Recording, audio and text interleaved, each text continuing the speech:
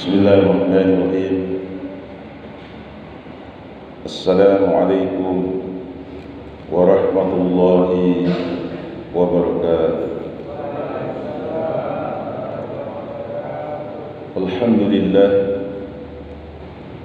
Alhamdulillahilladzi hadana ila siratal mustaqim. Wassalatu wassalamu ala asrafil anbiya'i wal mursalin wa ala alihi wa sahbihi ajma'in, amma ba'd. Ikhwanal muslimin wal muslimat, jamaah subuh yang insyaallah dirahmati dan dimuliakan oleh Allah Subhanahu wa ta'ala.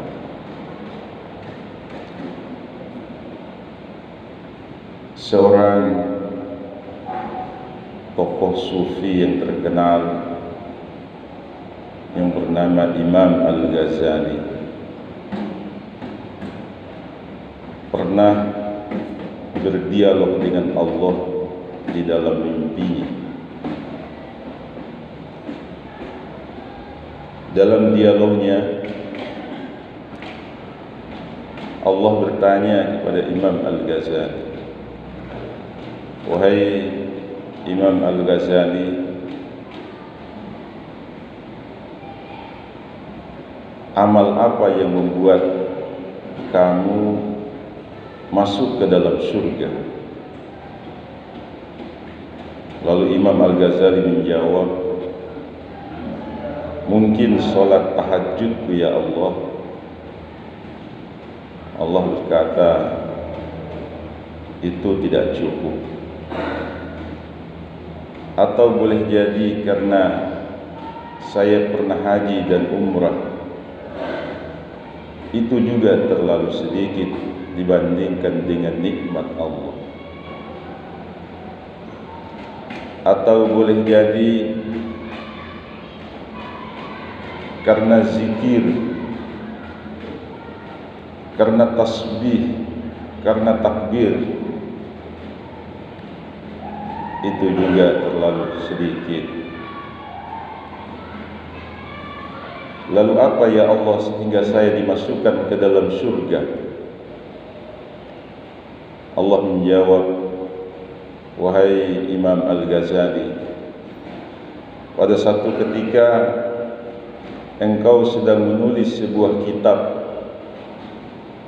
lalu datang seekor lalat yang hinggap di pulpenmu, lalu kau tidak menggerakkan pulpen itu karena kau menghormati lalat yang hinggap di pulpenmu. Itulah amalmu yang menyebabkan kau masuk ke dalam surga." Jemaah dimuliakan Allah, ternyata amalan-amalan kecil yang kita lakukan itu sungguh besar pahalanya di sisi Allah. Kadang-kadang kita jangan terlalu bangga dengan amal yang besar, karena boleh jadi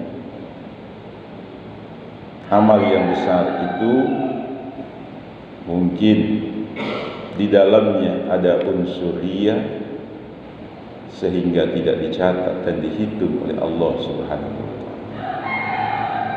Oleh karena itu, dalam kehidupan kita ini paling tidak ada 3 hal yang mesti kita perbaiki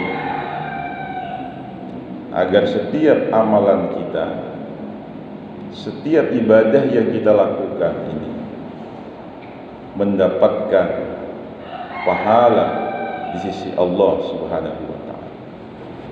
Yang pertama, hati yang bersih. Memang kata Rasulullah, "Ala inna fil jasadi mudghah." Ketahuilah bahwa di dalam diri manusia ini ada segumpal daging.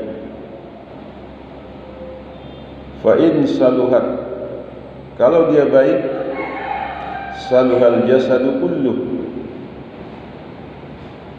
maka seluruh anggota tubuh ini akan menjadi baik. Wa in fasadat, kalau juga rusak dia, maka rusaklah seluruh anggota tubuh kita.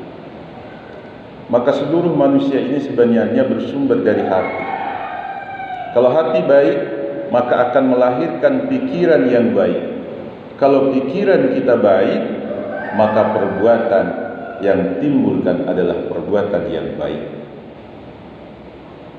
Maka tidak heran ada orang selalu mengucapkan kata-kata kotor, selalu emosional, mudah marah, maka sesungguhnya itu ditimbulkan oleh kalbunya, jiwanya yang kotor. Maka kita diperintahkan oleh Allah dalam Al-Quran, qad aflaha man zakkaha wa qad khaba man dassaha. Kita selalu diperintahkan, maka beruntunglah, berbahagialah orang yang senantiasa mensucikan dirinya, dan celaka dan merugilah orang yang mengotori jiwa. Bagaimana kita agar kita bisa membersihkan jiwa, membersihkan kalbu kita?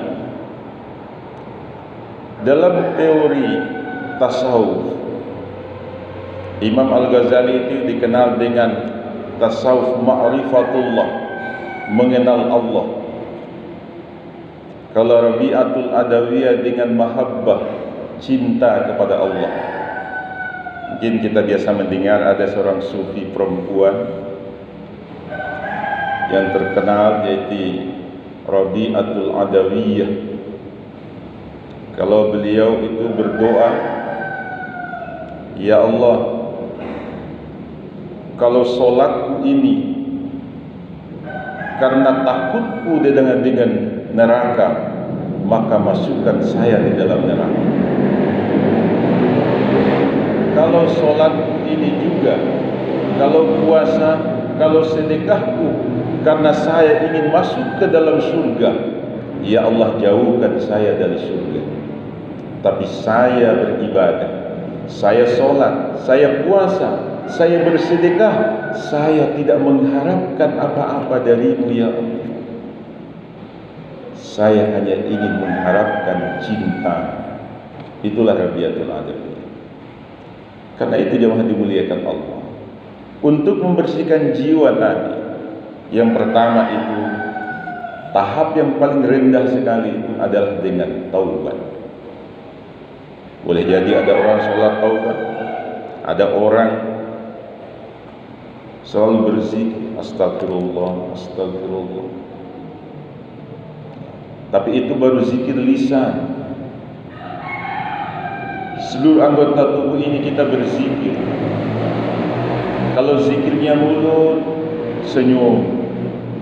Kalau zikirnya lidah, mengucapkan kata-kata yang baik. Kalau zikirnya telinga, mendengarkan kata-kata yang thayyib. Kalau zikirnya mata, melihat yang baik-baik. Zikirnya tangan, memegang barang yang benar. Zikirnya kaki, berjalan pada tempat yang diridhoi oleh Allah. Maka seluruh tubuh ini kita sesungguhnya sedang berzikir kepada Allah Subhanahu wa ta'ala. Tuh. Jadi jemaah dimuliakan Allah, prosesnya. Yang kedua, setelah taubat ada namanya tawakal, menyerah diri kepada Allah. Kita yakin bahwa hidup kita ini diatur oleh Allah. Kalau orang sudah bertawakal kepada Allah, tidak pernah gelisah, tidak pernah mempermasalahkan apa yang terjadi, karena yakin ini pasti ada hikmah, ada tujuan Allah. Ketika Allah memberikan musibah, biasa-biasa saja. Ketika Allah memberikan nikmat, lalu dia bersyukur. Itu Yang ketiga itu adalah sabar. Ini mudah diucapkan tapi sangat berat dalam pelaksanaan. Dan yang terakhir untuk naik ke tingkat ma'rifah itu ada namanya ridho, ikhlas. Yang kedua, jemaah dimuliakan Allah, yang perlu kita perbaiki dalam hidup kita ini, kita harus ibadah ini dengan ikhlas. Apa kata Allah dalam Al-Quran? Wa ma umiru illa liya'budullah mukhlisin. Saya, kata Allah, tidak perintahkan kalian untuk beribadah melainkan dengan ikhlas. Ikhlas ini sulit untuk diterjemahkan, tapi kitalah yang tahu dengan Allah. Kita datang di masjid ini, apa motivasinya? Apa tujuan kita? Ketika kita menyumbang, apa tujuannya? Apa motivasinya? Semua itu, kalau kita tujuannya karena Allah, mudah-mudahan itu menjadi sesuatu yang ikhlas. Makanya seringkali kalau sholat, biasa kita dengar orang, ilahi anta maksudi wa ridhaka matlub. Ilahi anta maksudi, kepadamu ya Allah saya bermaksud. Jadi sebelum takbir itu ada orang mengatakan, ya, saya termasuk yang mengatakan ilahi anta maksudi. Jadi maksudnya saya ini sholat betul-betul karenamu ya Allah. Wa ridhaka matlubi, dan keridoanmu yang kuharapkan. Saya tidak mengharapkan apa-apa dari yang lain. Jadi itu biasa ulama-ulama tasawuf kita mengajarkan kepada itu supaya jelas sholat kita. Ya, sekalipun ya ada teman-teman kita mungkin mempermasalahkan kalimat-kalimat itu. Bahkan ada orang, tidak ada itu ucapan, tidak ada itu usalli dan seterusnya. Ya, mari kita terbiasa berbeda, karena jangan sedikit-sedikit bid'ah, jangan sedikit-sedikit musyrik, neraka, kafir. Tunggu dulu, ya, jangan cepat kita menilai orang lain bahwa ini adalah salah dan keliru. Ya, karena boleh jadi yang kita baca buku mungkin berbeda dengan yang dibaca oleh orang lain. Ya, saya kira jamaah dimuliakan Allah Subhanahu wa taala. Alhamdulillah, sekarang pun kita akan berbeda. Ada hari ini mungkin ada yang hari ke-11, ada yang hari ke-10. Ya, kita itu terbiasa perbedaan seperti itu. Yang salah itu adalah jangan cepat menyalahkan orang lain.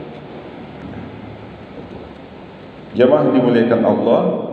Yang kedua, dari yang pertama tadi hati yang bersih, yang kedua ibadah yang ikhlas, dan yang ketiga adalah juhud.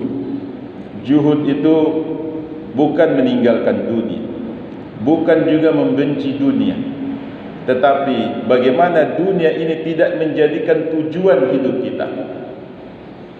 Dunia bukan tujuan, tapi dunia ini adalah sarana, wasilah untuk meraih kemuliaan kehidupan akhirat. Jangan tinggalkan dunia, tetapi jangan juga hidup seluruhnya untuk dunia. Ya. Jadi kita, Al-Quran menyebutnya walal akhiratu khairu wa abqa. Akhirat itu lebih baik dan lebih kekal. Ad-dunya majra'atun fil akhirah.